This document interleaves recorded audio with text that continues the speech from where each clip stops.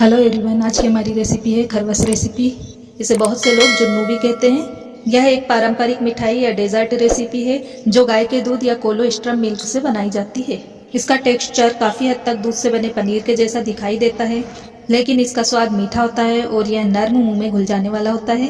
तो चलिए इस मज़ेदार सी रेसिपी को बनाना शुरू करते हैं। इससे पहले मेरे चैनल को लाइक, शेयर और सब्सक्राइब कर दीजिएगा। तो खरवस रेसिपी जुन्नू बनाने के लिए हमें चाहिए गाय या भैंस के बच्चा पैदा होने के बाद का निकाला गया दूध। तो यहाँ पर मैंने 1 लीटर गाय का दूध लिया है, दूसरे दिन का दूध है। एक ट्रे, टिफिन या बड़ा बाउल जिसमें भी आपको सुविधा लगे वो बर्तन ले लीजिए। उसे मक्खन या घी से ग्रीस कर लीजिए। फिर उस बर्तन में हम दूध को पलट लेंगे।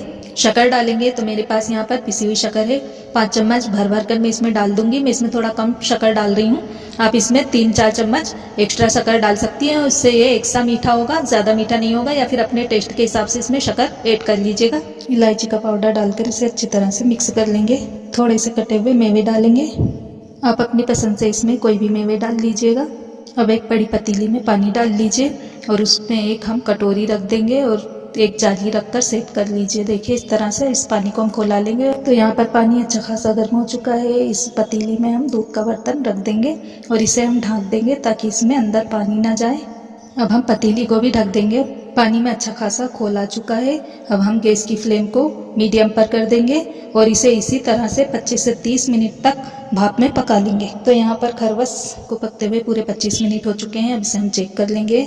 टिफिन का ढक्कन हटाकर इसे चेक करेंगे। ये देखिए बहुत अच्छी तरह से जम चुका है। इसमें एक टूथपिक या चाकू से इसे चेक करेंगे। ये देखिए ये एकदम साफ है चाकू, इसका मतलब ये बहुत अच्छी तरह से जम चुका है। अब हम इस टिफिन को बाहर निकाल लेंगे और इसे ठंडा कर लेंगे।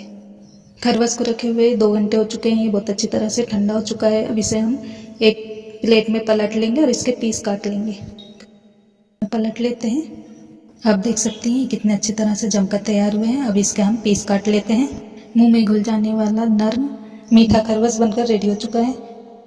इसे ट्राई ज़रूर से कीजिएगा, ये आपको बहुत ही पसंद आने वाला है। ये देखिए एक पीस मैं आपको बताती हूँ ये कितना अच्छा जमकर रेडी हुआ है।